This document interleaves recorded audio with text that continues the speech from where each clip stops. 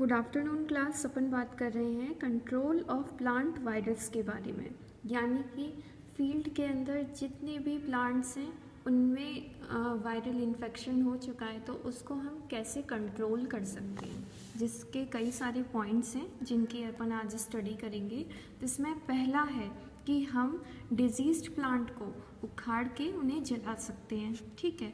Second मैं आपको बताती हूँ कि जितने भी सीड बोर्न वायरस होते हैं, जितने भी वायरस सीड के थ्रू इन्फेक्शन फैलाते हैं, उनको हमको हेल्दी प्लांट से कलेक्ट करके डिजीज़ फ्री करना चाहिए, ठीक है। उन्हें हमको हेल्दी प्लांट से इकट्ठा करके उनको सेफ जगह पे रखना चाहिए, सैनिटाइज करके रखना चाहिए।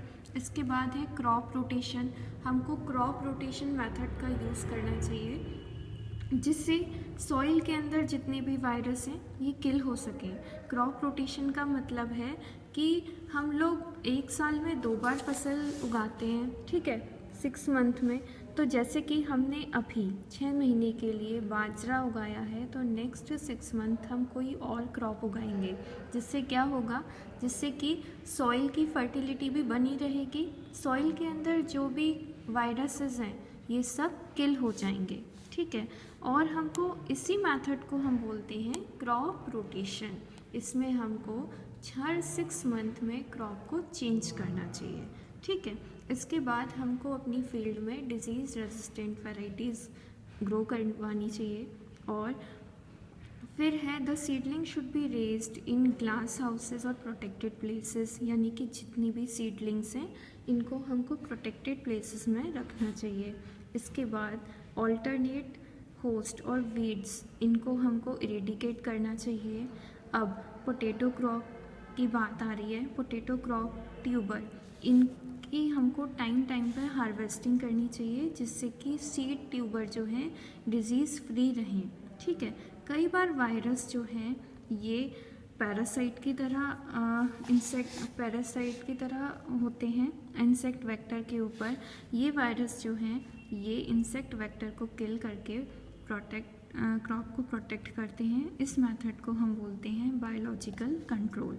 इंसेक्टिसाइड्स का यूज़ करते हैं कई बार अपन क्रॉप के ऊपर, जिससे इंसेक्ट वेक्टर तो मर जाते हैं लेकिन कई बार इनके कारण क्रॉप भी अफेक्टेड होती हैं, ठीक है। इसके बाद आता है trap crop should be raised around cash crop. The insect vector lay eggs on these crop, यानी कि जो इंसेक्ट वेक्टर हैं कई बार वो इन क्रॉप्स पे अंडे दे देते हैं, ठीक है। इन अंडों के कारण भी क्रॉप्स इन्फेक्टेड हो जाती हैं, ठीक है। फार्मर्स जो हैं उनको फील्ड में काम करते टाइम अपने हाथों को वॉश करना चाहिए, अपने इम्प्लीमेंट्स को वॉश करके ही यूज़ करना चाहिए, ठीक है। फार्मर्स जो टोबैको फील्ड में काम करते हैं इनको वहाँ पे स्मोक नहीं करना चाहिए, ठीक है, ना ही टोबैको को खाना चाहिए, क्योंकि यही टोबैको जब वो चबा के थूकते हैं तो इससे TMV का इन्फेक्शन होने का डर रहता है। कई साइंटिस्ट ने ये ओपिनियन भी दिया है कि TMV को कंट्रोल एक्सरे के यूज़ से भी अपन कर सकते हैं। तो ये सारे पॉइंट्स हैं, टोटल 13 पॉइंट्स हैं, ठीक है। इनमें से जो भी आपको पॉइंट इजी लगे आप वो 7 से 8 पॉइंट्स कर लेना, ठीक है। ज़रूरी नहीं है आप पूरे 13 पॉइंट्स करिए, लेकिन जो भी आपको 7 से 8 पॉइंट्स इजी लगते हैं वो आप कर सकते हैं। Thank you so much.